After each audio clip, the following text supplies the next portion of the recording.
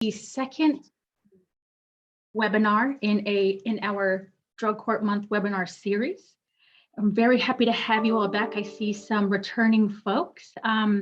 Just in the chat, let us know who you are, where you're coming from, community you're from.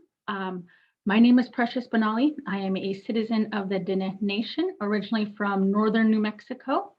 Currently live in North New Jersey with my dog, my two dogs, and my wife. Yeah, I'm excited to be here.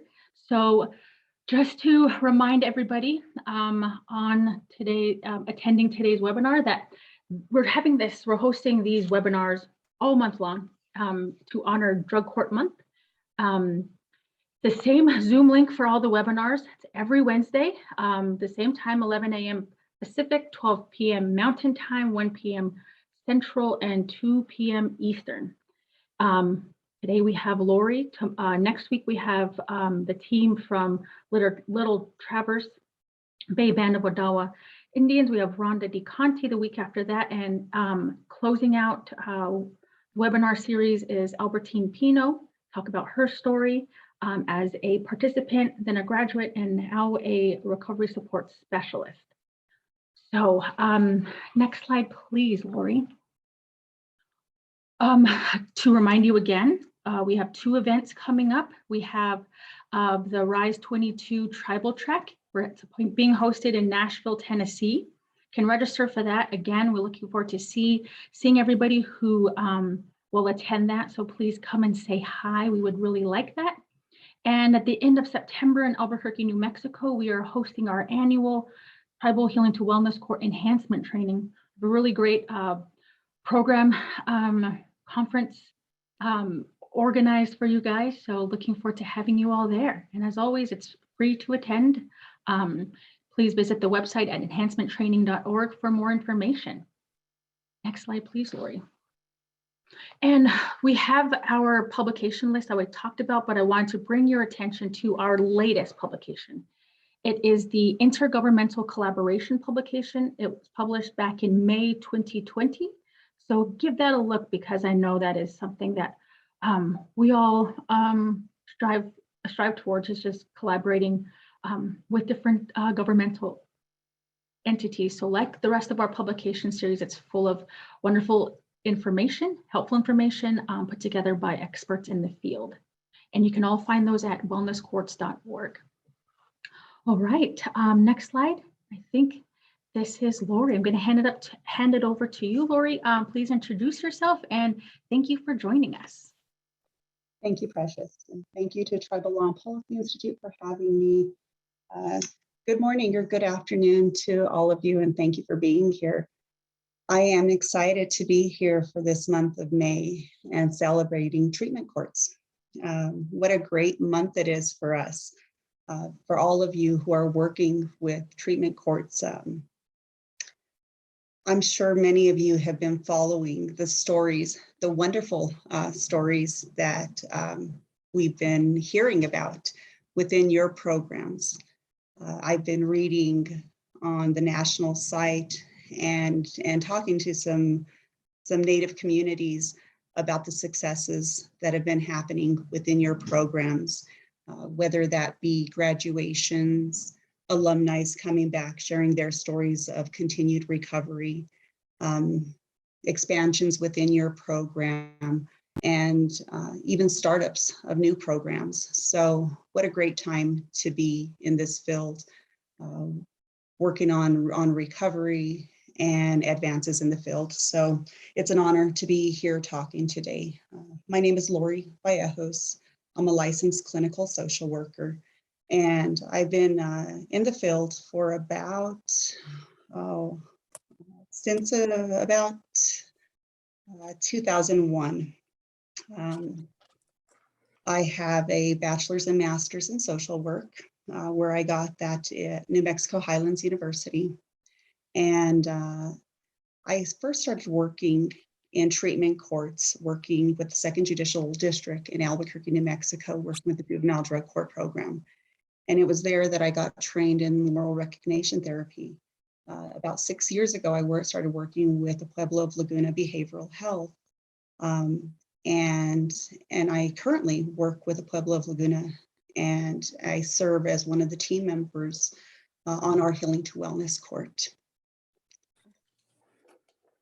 Throughout my time, I've had other experience working in other treatment capacities, but I always say that one of the best parts of my week is when we come to the table and we work within our Healing to Wellness court program.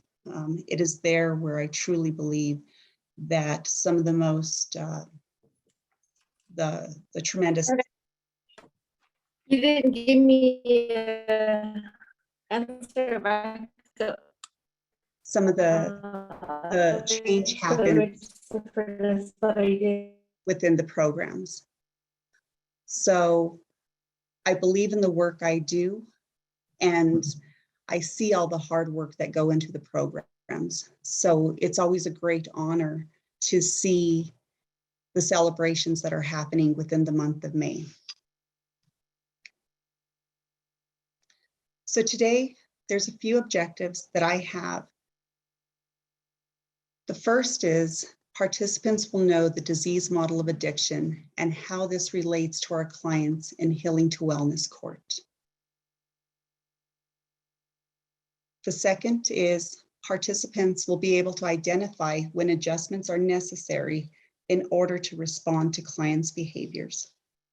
Now, when I say adjustments, I come from a clinical background. As we're going through this presentation, I want you to think about your discipline. I understand that we have a lot of different disciplines out here. So whether you're a judge, whether you're a coordinator, probation, public defender, I want you to think about it from your respective discipline. Participants will learn what is necessary for clients to be successful in their recovery, not only while in the program, but for long-term recovery. Remember, when we're dealing with our clients, it's not enough for us to say, we want you to be in recovery, we want you to be sober well in our program. We're looking for long-term recovery, right? We love to hear the stories. We want to hear the stories of, I've been clean and sober for 5 years. I'm in recovery, long-term recovery. Jordan, can you come in, please? Yep, just one moment, please.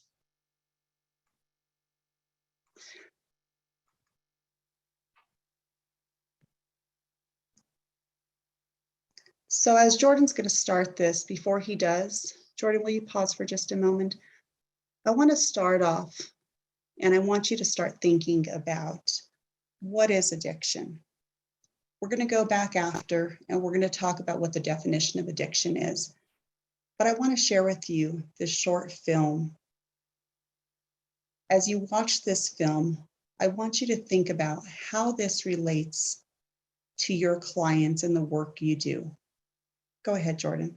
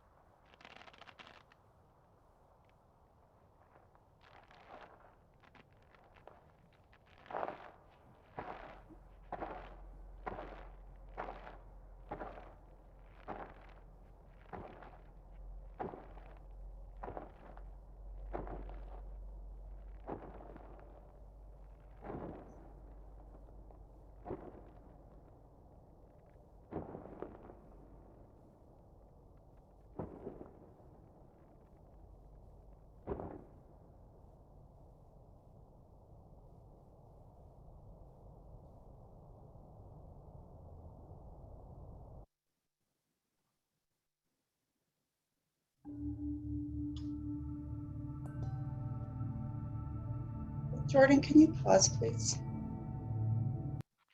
Okay. So for many of you, you may have seen that video, and for others, maybe this was the first time. That video is called Nuggets. And I asked you to think about maybe what does this have to do with your clients? Think about addiction, the definition of. So the definition of addiction is a chronic relapsing disorder characterized by compulsive drug seeking and use despite adverse consequences. It involves functional changes to brain circuits involved in reward, stress, and self-control. As we looked at our bird, we looked at, he kept looking for the nugget, right? Despite the adverse consequences, he would go high and then crash down. There was a consequence. There was a change that progressed throughout, as we saw in the colors that was displayed on this video. So I want you to think about, how is it that, how does this relate to the clients that you work with?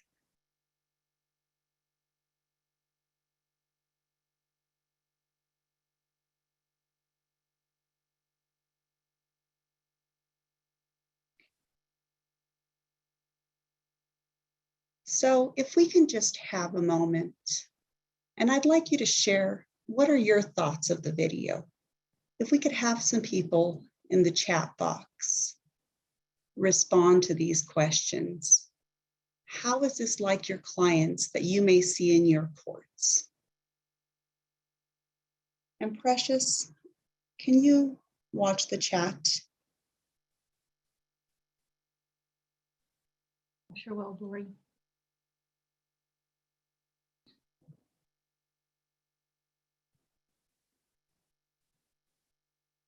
I guess I can start off, Lori. One of the things that resonated with me, and like we were talking before the session started, was the video was really well done. It wasn't stigmatizing. I think the little character that they showed really highlights the fact that like there's so many different people. There is no one person that you see all the time coming into treatment court. They come from all walks of life, and that really addiction can affect anyone. And we see them going through these same steps. Because again, it's a disease, it affects the brain. So that's what I liked. I think it's a really great teaching tool, and also to break away from that stereotype that addiction affects just this one type of person. And we have Tammy Lambert that said it was so sad to see. The treatment court is that moment at the end of the video. Absolutely. Yeah, it is sad to see. And I think the person who made this video did a great job in the illustrations of, as we see even on this screen, it was white and then it was black. And we hear that so many times from our clients, that our participants, right? That's their world. It's darkness. By the time they reach us, it's darkness, it's sadness. Oftentimes there's, I don't have any hope, right? So absolutely, Tammy. And thank you, Precious, for sharing your observation of it was non-stigmatizing. Thank you. Are there any other comments? Yes, Rosemary says the metaphor in the video was so powerful. And Rebecca says, this was my first time seeing this video, very effective, humanizing, empathizing. Absolutely. I sometimes get that when we talk about addiction as a disease, we can talk about, and we're going to talk about the brain and dopamine, and we're going to talk about that. But I often hear, I remember nuggets. So if, people are going to pull different things out of this presentation. And for those of you who this is the first time seeing this video, if this is your take home, this is a great thing. And this is a great tool to take with you. So I'm glad that if this is your first time, this is a great thing. Was there anything else, Precious? No, not at this moment. And I forgot to say at the beginning, before we started, any questions that you have for Lori as she goes through her presentation, please feel free to pop it in the chat box, and I will do my best to get Lori's attention as we go through. But again, at the end, she'll also take questions as well. All right.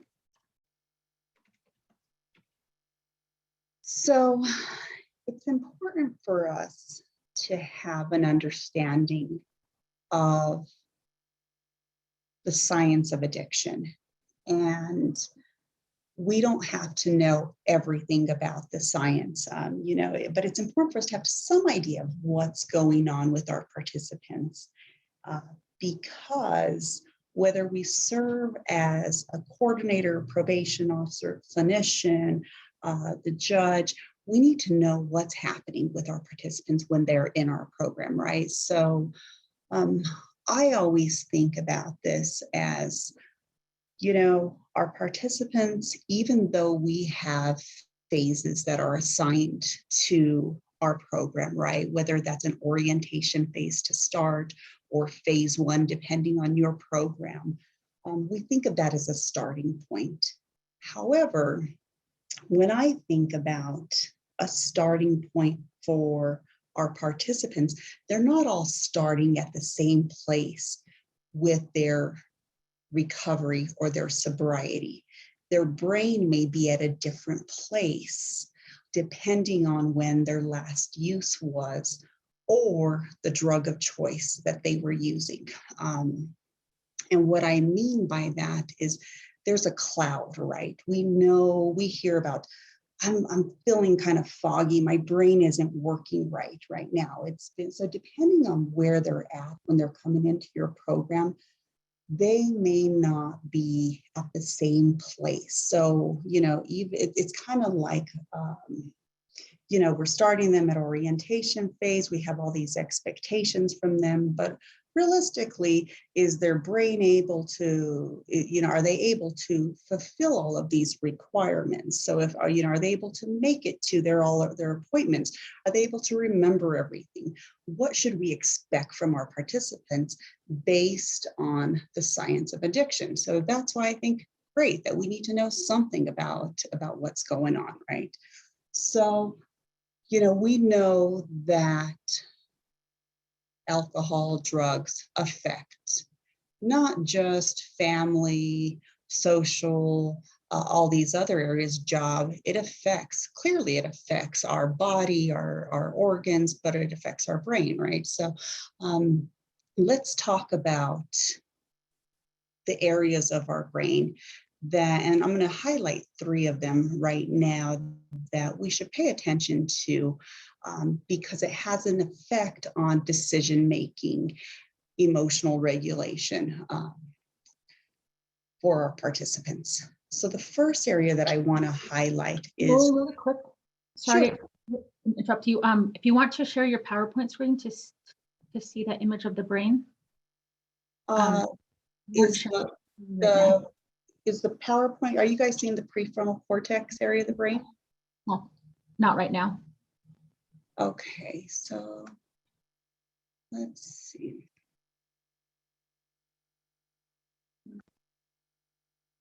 Okay, so I have to go back. Let me go.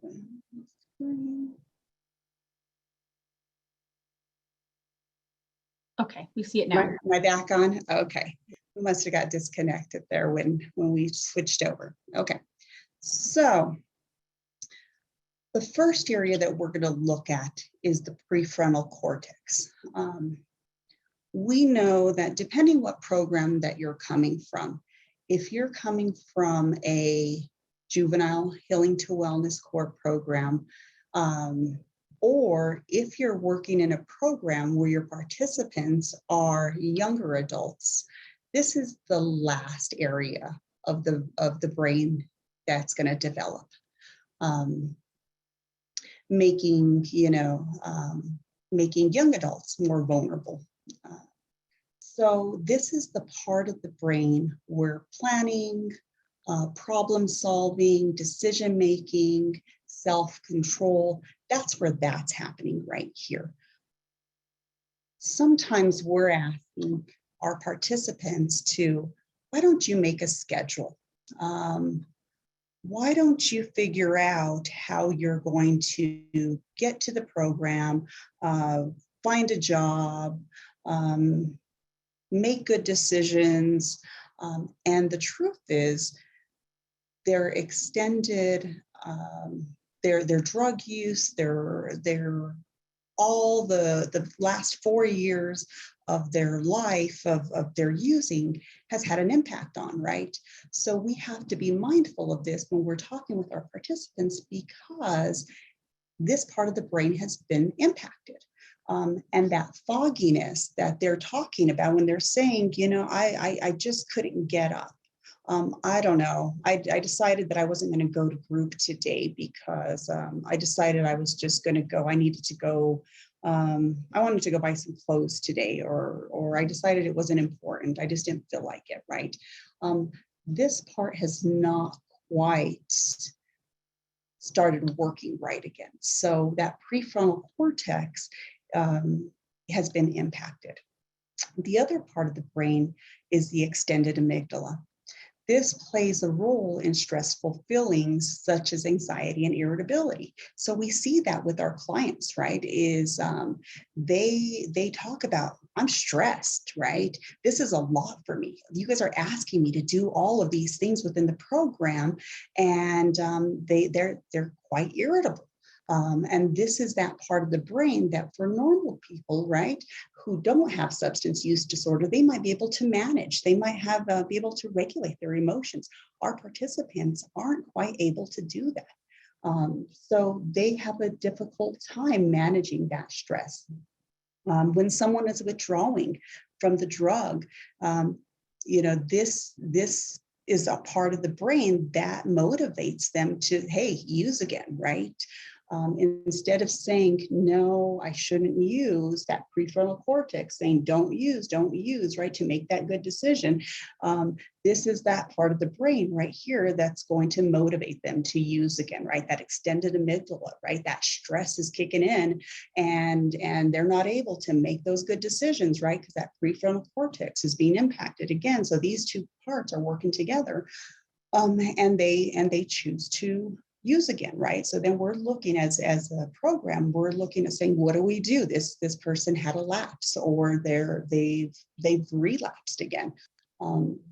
So with continued use, this extended amygdala, it becomes extremely sensitive. And instead of, eventually what happens with continued use, instead of the high that was initially happening, our participants just get relief, right? And you'll hear our participants talk about it, and they'll say, I don't even get high anymore. I'm just maintaining, right? I used to get high and I used to feel real good. Now I'm functioning, right? And we hear that a lot. That's the extended amygdala that has just been,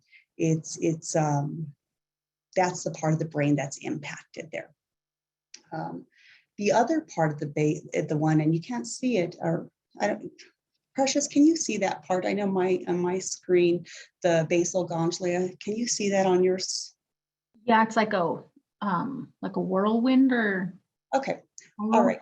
My screen is showing us something a little bit different because of other functions that are on there. So this part of the brain is the area that plays a role in positive motivation, habits and routines.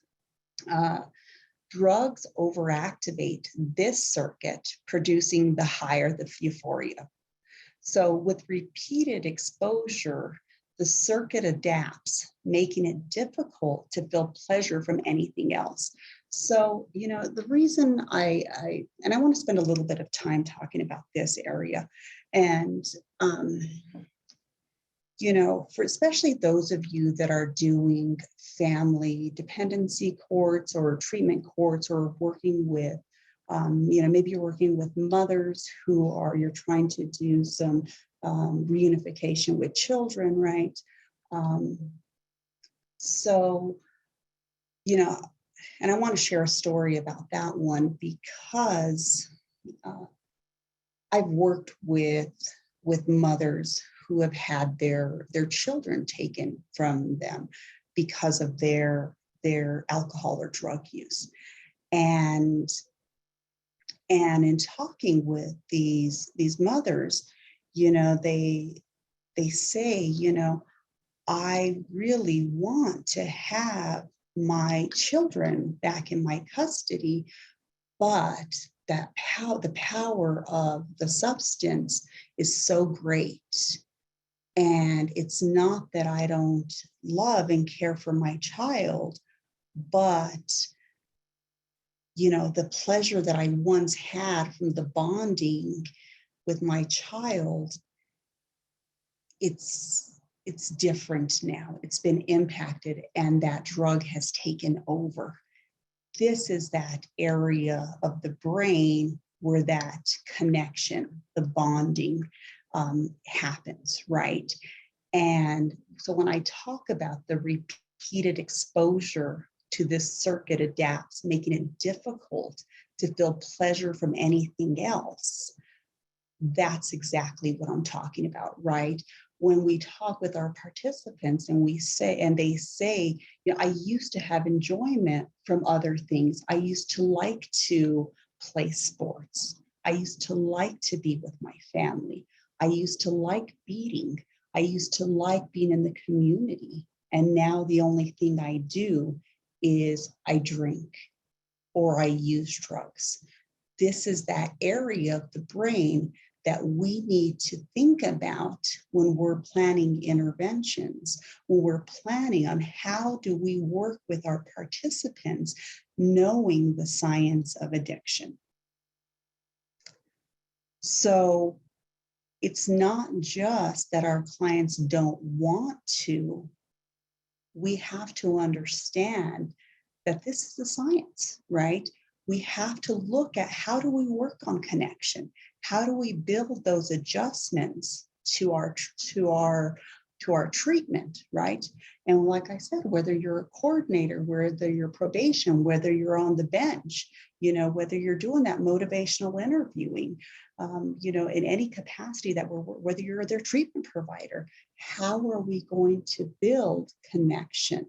How do we work on strengthening all of these areas, knowing what we're up against? Because this is strong, right? All right.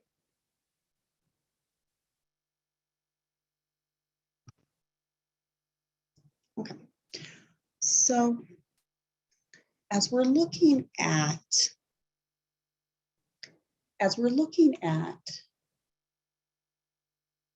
dopamine receptors, and we're looking at substance specific.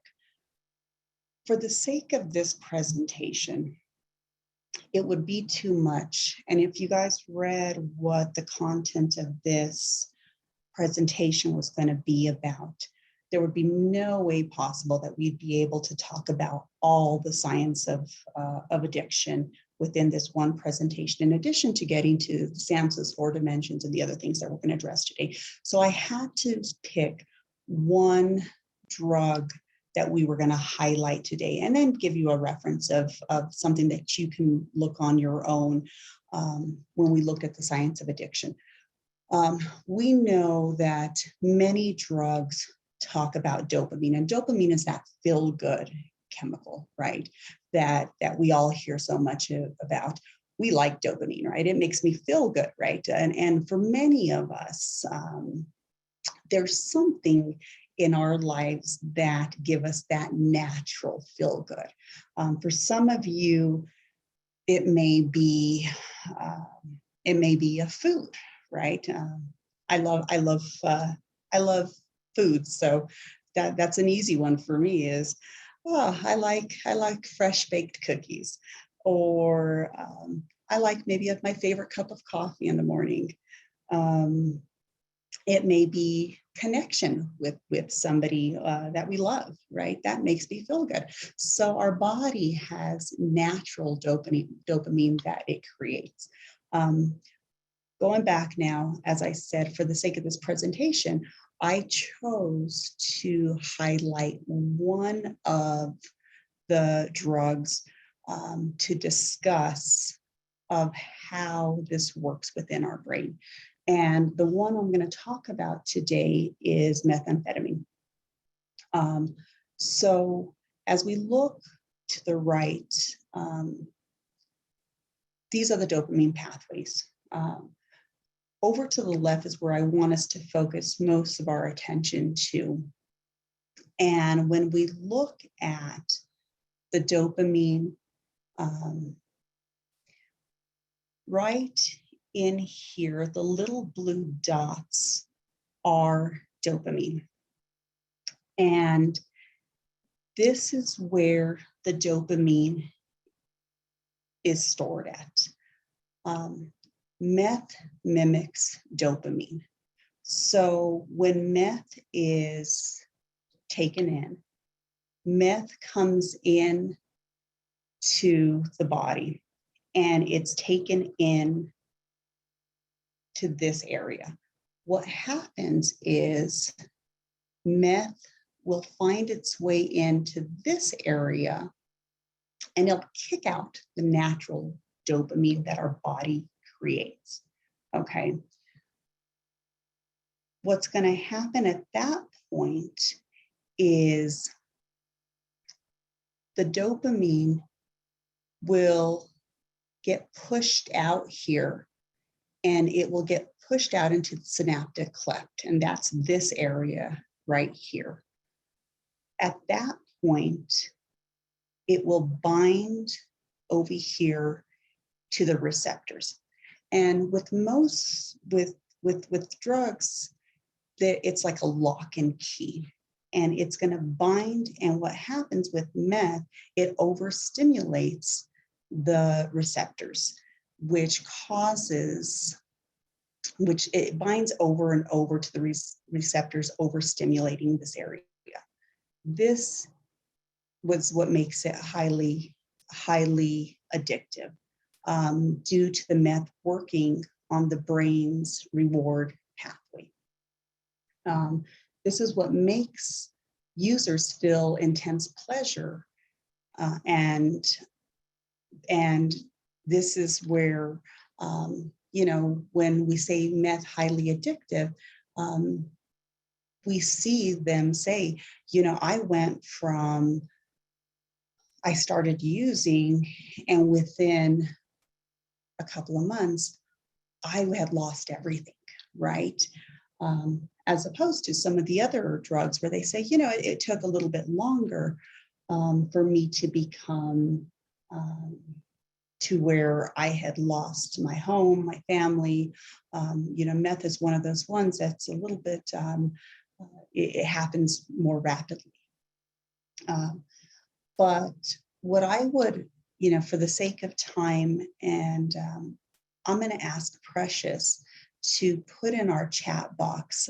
There's a great video that was put out by the University of Utah, and it's called Mouse Party. Some of you may have seen it. It was done in 2006, and it takes each drug specific, and it talks about what's happening in the brain. It talks, for alcohol, it talks about the GABA. For heroin, it talks about the opioid receptors. Meth, cocaine, it breaks it down, and it's very specific and detailed about it. The only thing is, because it was done in 2006, it doesn't talk about fentanyl, which is our current issue that's happening now. So, but it does a great job of breaking it down for all the other ones, including ecstasy, marijuana. And it will talk about, this lock and key that I was talking about here with receptors and the binding, and how that fits in. So Precious, are you able to put that in the chat box for people? Yes, it is the last link I put up, everybody. It's really great. Lori told us all about it, and I'm looking forward to checking it out in depth after this session. Okay. Kind of just I'm wondering if since it's been out for a while, I'm thinking that I'm sure some people in the audience have had a chance to do or to take a look at it, and it's fun because it's interactive.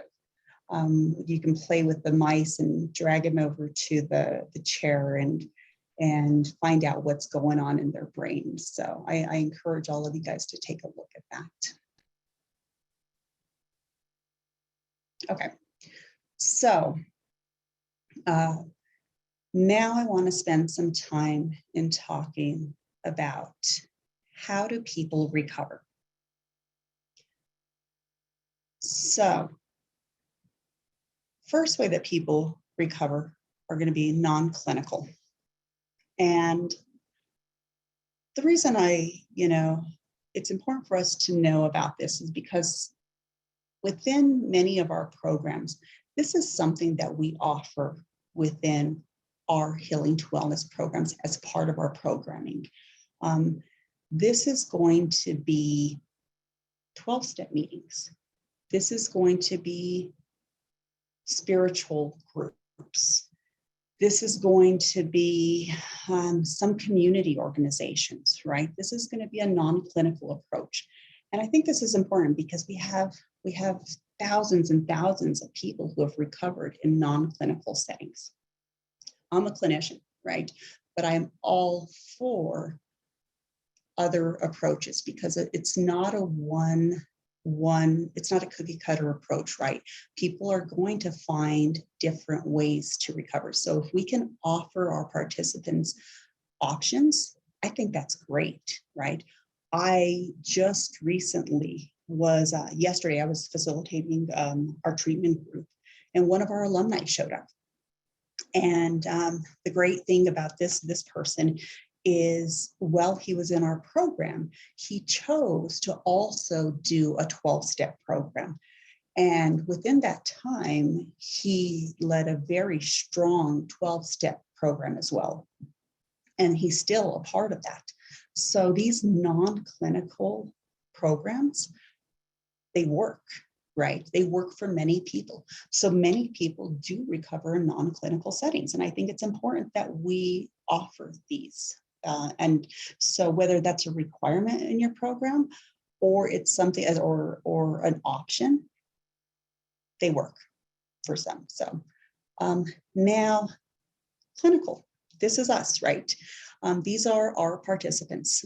So each one of you has different requirements within your program. These are the people that we see. These are the ones that are going through your court. And the last way that people recover, self-management. These are the people that choose to stop on their own.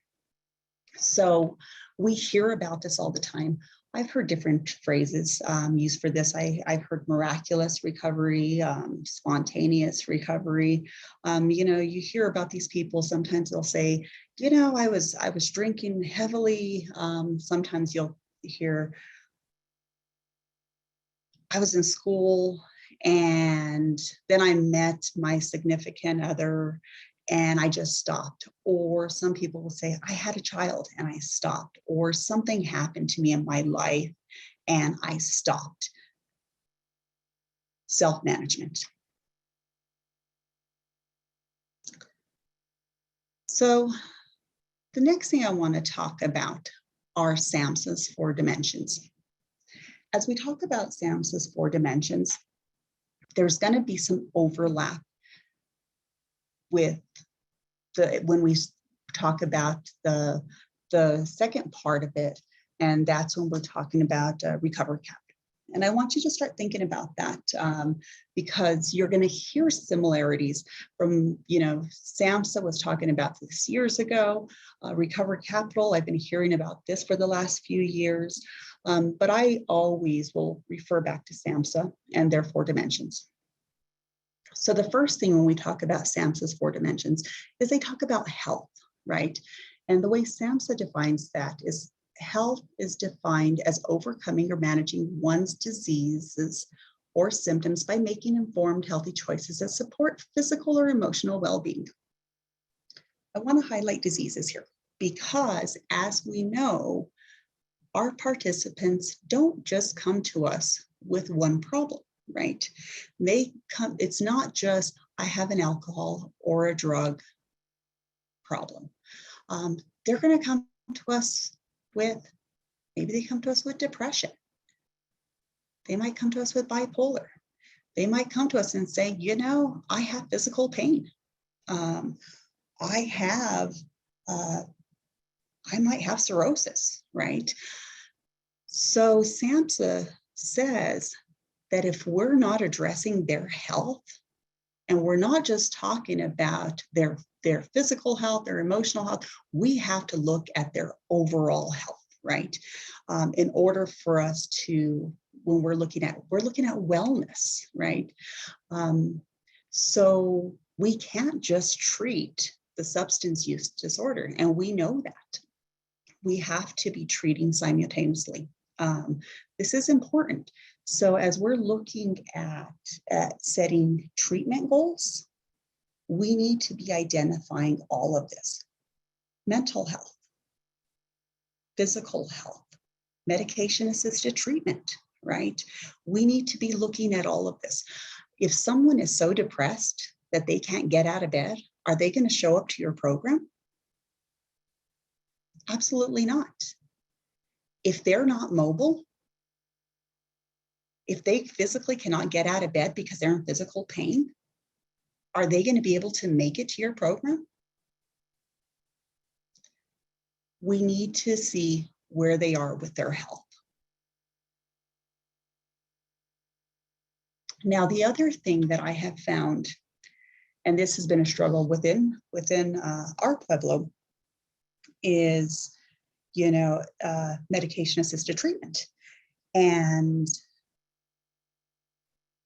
even though we know that we hear best practice, right?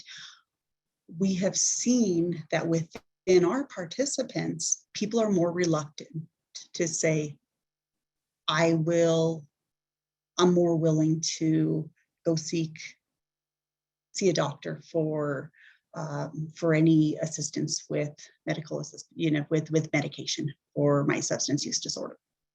So we still talk with our participants about that. But that has been one of the things that I have noticed in the 6 years that I've been working there, that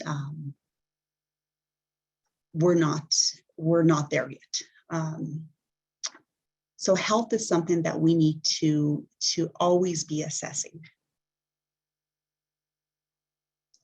Home.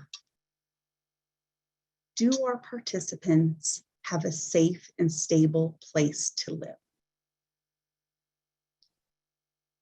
If our participants are worried about where they're going to live, or is it safe? Do we think they're going to be able to focus on their treatment? Now, I know I have heard many a times in Native communities, and this is jokingly said, in Native communities, there's no homelessness because there's always going to be a relative or an aunt or a family member to take you in. But I know that's not the truth too, okay? Because I know that there's people who, and especially when we're talking about addiction, that relationships aren't great, right? Because of a long history of relationships that have been damaged. Home may be a place to live, may be an issue, right? Sometimes families don't want participants to come home because of this long history of these relationships being strained that I'm talking about. Many a times when someone was if someone was sitting in detention, we have had to be the peacemakers or going out and talking with families saying, look, this person is applying for our program. Let us tell you about our program. Let us tell you about what happens, what we've seen within our program. This is the supervision that this person is going to receive. This is the treatment this person is going to receive. Would you be willing to allow them back in your home? People need a safe and stable place to live.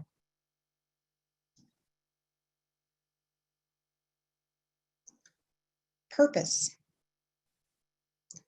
This is a huge one, guys. Defined as conducting meaningful daily activities such as a job, school, volunteering, family caretaking, creative endeavors. So let's just pause there and talk about that. I know many of your programs have requirements on participants, such as, certain phases you may say, after a couple of months, we're going to require you to start seeking employment or be enrolled in school. If you're not doing that, we want you to volunteer somewhere. Okay. Now, I want you also to be thinking about what we've already talked about when we're talking about that fog lifting from the participants after they've been sober and without substance for a while.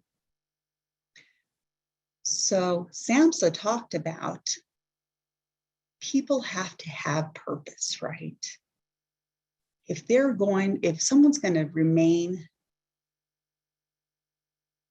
in recovery, they have to have a purpose. What am I doing this for? I need to have a job. For many of our participants, they may not have been employed for years, right? The only thing they may have been doing for the last years is using. They may not have even thought about school, any kind of structure, or being able to get up and have that kind of set schedule, right?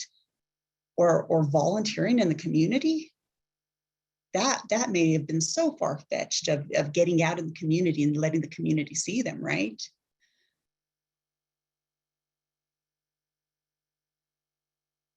But we're looking for our participants to have a purpose now.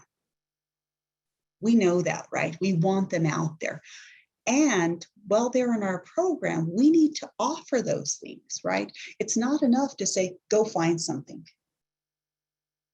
We need to create those because our participants may not have the skills to do that on their own, right? We may have to say, okay, I'm going to do this with you because I can't expect you to do this on your own because you may not have those skills first. Later on, I might expect you to do this on your own, but first I'm going to show you, and then I'm going to do with you, and then you can do for yourself. Now, the next part of this after that is having independence, income, and resources to participate in society. So if our participants don't have the income, the resources to participate in society, do you think they're going to want to stay in long-term society in sobriety? Probably not.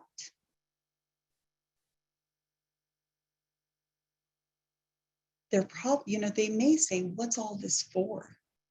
Going back to the purpose.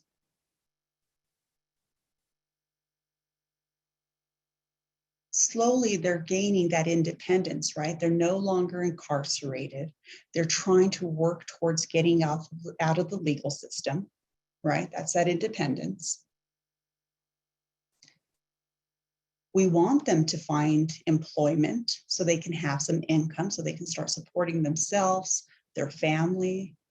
We need to get them the resources connected with the resources, whether that be maybe our local benefits office. Tie them to, if that's, they need help with food, housing, medical insurance, whatever the resources that they need, clothing, transportation. What is it that they need to be successful? We can't just say, there you go out into society. Do well out there.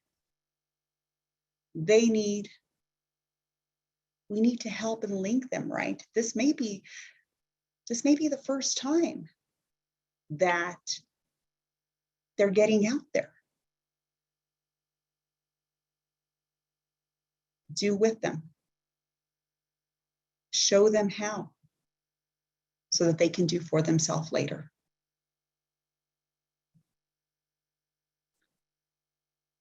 And the last thing that SAMHSA talked about and has been talking about for years is community. Having relationships and social networks that provide support, friendship, there should be love, and hope. Do our participants have relationships that are non-using? Do they have relationships that are supportive of them?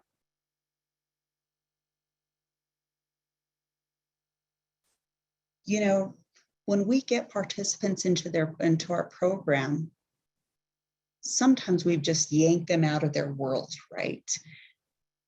And oftentimes we'll hear it's lonely. And even after months into their being in our program, they might say, I'm alone still.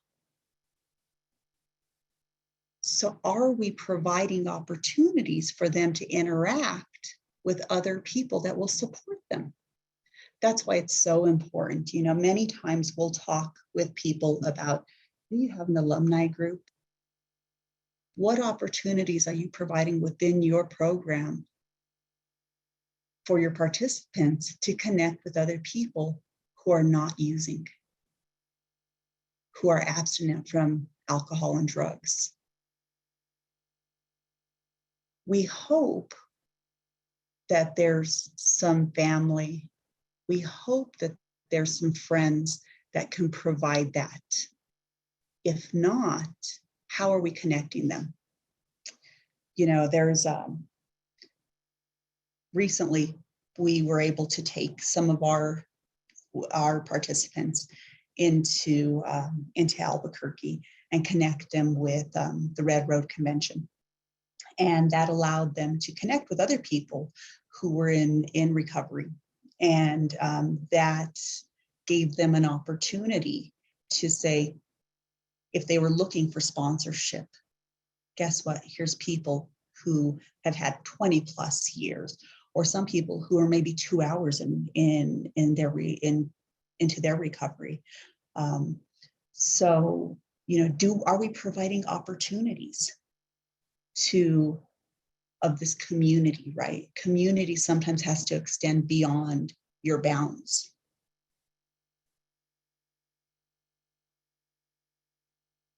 All right. So there's been a lot of talk about recovery capital. And I pulled this one from R1 LLC. And you know, for the last few years, I've been following recovery capital, and there's been some, you know, at the national conference, there's been some good talk on it. And recovery capital is internal and external resources that can be drawn upon to initiate and sustain recovery. And as I told you guys in the beginning, I'm a licensed clinician. But what I like about recovery capital, and when I first heard about it, is it brought me back to my first days of working as a social worker. And you know, the next line talks about it is it encompasses more than a clinical approach. Much of my work right now is done in a clinical capacity. And this brought me back to looking at a holistic approach to the client. So the one thing that I saw when I was looking at all of the different information on recovery capital, and the only thing that I would say that I would add on for the sake of tribal or native communities is I would add a piece, you know, as we see right here, the 8 domains of recovery capital. I would add a piece on the cultural or the traditional component that I'm not seeing at this point. So the 8 areas are listed to my left, and I'm going to go over each one of them, and I'm going to talk, and I'm going to, as I went over the SAMHSA's 4 dimensions, we're going to start hearing the overlap. And I think SAMHSA has been talking about it for years. Now we've moved over to recovery capital, which, like I said, takes a non-clinical approach, which like I said, I love because it takes us out of the clinical element. And I think all of us can really benefit from thinking of recovery capital in any of our disciplines that, you know, how we're working with our participants. Because we all see the participants, and we see them in a different capacity. You know, whether you're a public defender and you're seeing them and talk to them about the program, you're going to see needs. You're going to see the participant and say, this person would do well, or this person has strengths, or I see this person needs this. Whether you're a case manager, whether you're a coordinator and you're talking with a client who's just got in the program, you can look at this will and you can say, okay, this is where I need to work with this participant. So the first thing that, as we look at recovery capital, we look at the personal. When we look at the personal area of recovery capital, we want to think about what is it? What does the person come in with? What do they possess? What skills does this person have? What values? What values do they have? And this is going to be, each one is going to come in with something different, right? This could be education. This could be their hopes. This could be, someone might come in and say, you know, I have a car. And that's great, right? Because we know that they need to get to treatment, right? So they might say, you know, I have a home. So, you know, as you're looking at that, you say, all right, this is the strength from this person. They might say, you know, I listen real well, or I interact with others well. I've been to residential treatment, and I really liked group work. That benefited me because I was able to open up and I was able to talk with other people. And that's one of my skills, right? So that's that personal piece of their strengths of the recovery capital. Every person is going to come in with something different. Hope, you know, earlier I talked about hope, right? We know that when we're looking at change, hope is huge, right? We need to have hope with our participants. And if we don't have it, we really need to work on that, right? And whether that's the judge that's seeing it, when the participant comes into the courtroom and they're saying, you know, I don't feel like I can do this. You know, whether that's a coordinator who says, if they're seeing that a participant is lacking that, we need to make sure that on this personal area, people have to come in, you know, we need to assess where people are at. So this could be internal resources. This could be external resources, as I was talking about the two, you know, whether those are skills, values, those are our external resources, as I was talking about transportation or a home. So personal. The next thing that we would look at when we're talking about recovery capital is social. What resources and support from relationships with social networks does the person have? Do they have any family or friends that they can connect with that will support them in their recovery? Are they already connected with any 12-step groups? Like I said, some people might be coming out of treatment and they say, you know, I connected with an AA group, and I really would like to continue that while I'm here in your program, right? That's that social connection right there. That's that capital that they come in with. Employment, right? They might come in and say, you know, I'm connected with employment, and you know, that's good for me right now. So that would be this area. We also want to assess, when I talked earlier, when I was talking about the resources of family, friends, we need to make sure that these are people who are going to support them in their recovery, and not people who are contributing to the substance use. Now, going back, earlier I was talking about some of the additions that I would, when I was kind of going through all the recovery capital material out there, let's go back just a bit. I would probably say the culture and tradition would fit into the first two areas when we look at values, and resources, support, family, friends, groups. Those would probably be the areas that I would put him in, possibly going into the next when we look at community, because we know that culture and tradition is definitely part of the community as a whole, and how the community, whether that be traditional ceremonies.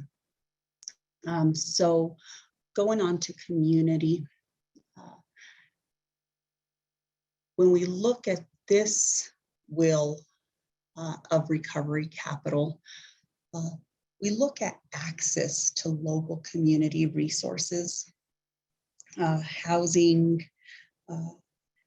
How is housing in your community, or does the person possess their own housing, right? Do they have, and go that kind of the overlap that I was talking about earlier with SAMHSA, right? Does the person have a safe and stable home? Is there training in your community for job, for employment? Is there employment in your community, right? Sometimes in rural communities, employment is scarce. So what does your community look like?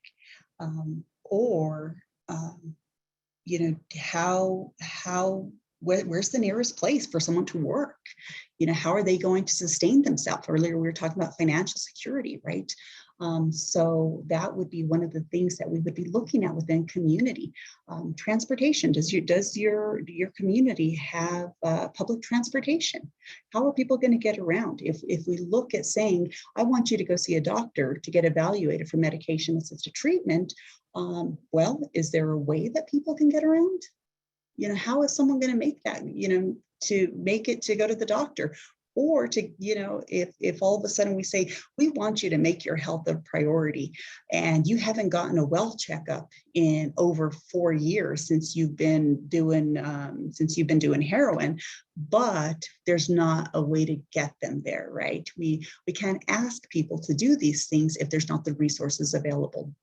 So either we need to look at, is transportation available, or guess what? We might have to start going beyond what our normal scope is and say, start doing some case management, right? That might mean that, as a clinician, I might have to move outside of my office of doing therapy and say, I might not now be doing case management and taking people to and from appointments, right? And to make sure that our participants are successful. And guess what? That's happened within my role when I'm working with clients. It's not just a set role of, I do therapy, right? We do it all. And I'm sure all of you guys are doing the same thing. And that's why your participants are so successful, because we know that our hats change so frequently. The emotional part is, do we have a support system? And kind of going back, it kind of ties in with the social is, am I supported by people? Do I have people that I can turn to, right? Do I have people that I connect to? Are my emotional needs being met?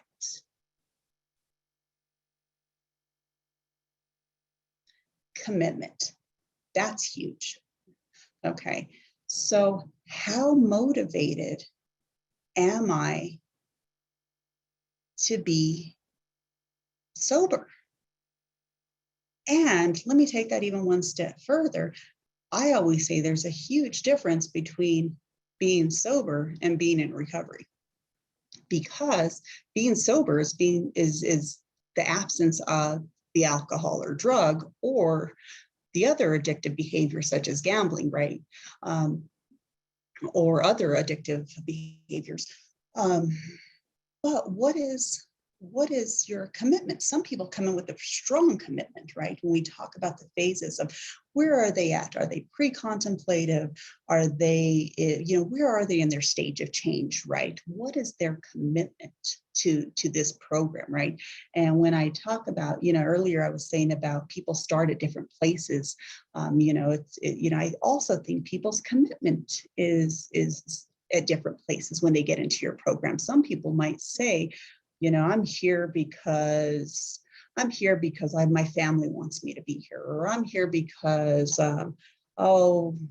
my attorney might have said this was a good idea, or I'm here because I'm sick and tired of being sick and tired. We've heard that, or I'm here because if I don't do this, I'm going to die, and I need to change my life around, right? We hear all kinds of reasons why people want to do a program such as a Healing to Wellness Core or a treatment core, right?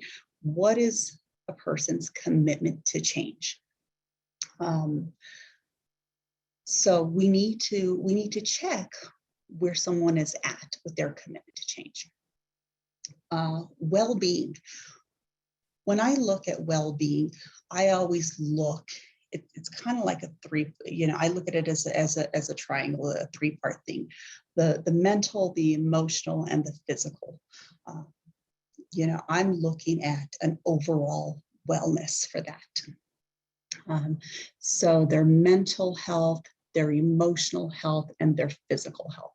Again, going back, and I think the overlay with SAMHSA and what SAMHSA was talking about years ago, assessing that.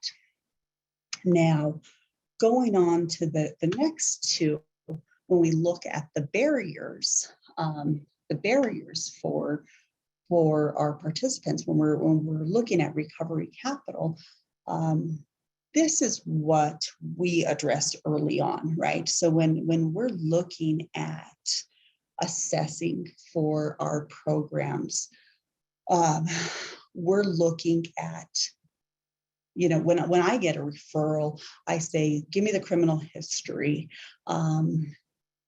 Let me do this assessment with them. I'm looking at how are people spending their time, right? I'm asking them, do you have childcare right now? Do you have people who are going to support you? How are you going to get to the program, right? If these are the days that the program's going to happen. Can you make program requirements? Do you see anything that's going to stop you? And, do you want to quit using alcohol or drugs?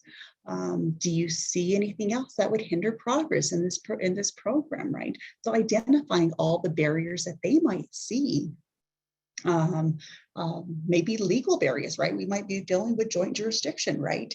And that could be an issue that we might have to work through. And I don't say hold you back, but we might have to work through in order to get a person in our program. And the last thing that this will talks about are unmet needs. This could be a long list. And this is, again, where I think we need to pull out our case management hat, where we talk about, does the person have inadequate housing, employment, or underemployment? Do they need help with food? Do they need help with clothing? Do they need help? Are they still using? Do they need help connecting with a primary care physician? Maybe they don't have any, maybe they're in a domestic violence relationship and they don't have anyone to support them at this point. Do they need to get connected with an advocate at this point? So what is it that this person needs in order to be successful in your program, right? We don't want to put someone in our program that we know is not able to succeed, right? If we know that there's unmet needs that would hinder them succeeding in our program from the get-go, we don't want to set people up for failure. So we need to address that early on. And I say that comes out when we get our application, when we're doing the assessment, right? So whether it's coming in through the coordinator, public defender, when they're looking at, is this person a fit for our program? All of us could be looking at this. The clinician who's doing the assessment, right? We all should be mindful of these things so that we know, saying, okay, yeah, that makes sense. I need to be aware of that so I could pass this on, saying, I see this could be an issue. So that communication between disciplines, right? So as a team, we're all talking about this. So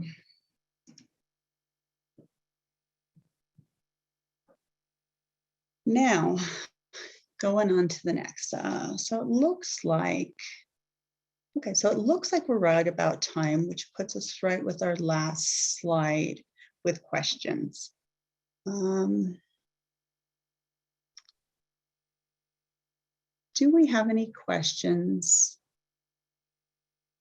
Not right now, but y'all can either unmute yourself and ask Lori questions or put it in the chat box and I'll bring it to her attention. But also wanted to bring to your attention, Lori, 2 comments about the couple of images before. With the video, Jordan said, I thought it was a great illustration of the continuum of addiction changes. And Uno, the one of the illustrations early on said, great illustration about neuroplasticity, neurons that fire together, wire together. I think was really great. And we have a question from Jeff, or a comment. Jeff Kushner, one of the best ways to utilize the concept of recovery capital is to assess at admission and determine unmet need, and then assess again when entering the last phase of Healing to Wellness Court to show how much progress has been made, how much capital has been accrued during Healing to Wellness Court in preparation for graduation. Hi, Jeff. Thank you for that, Jeff. I really appreciate that. I love the fact that you made the suggestion about reassessing.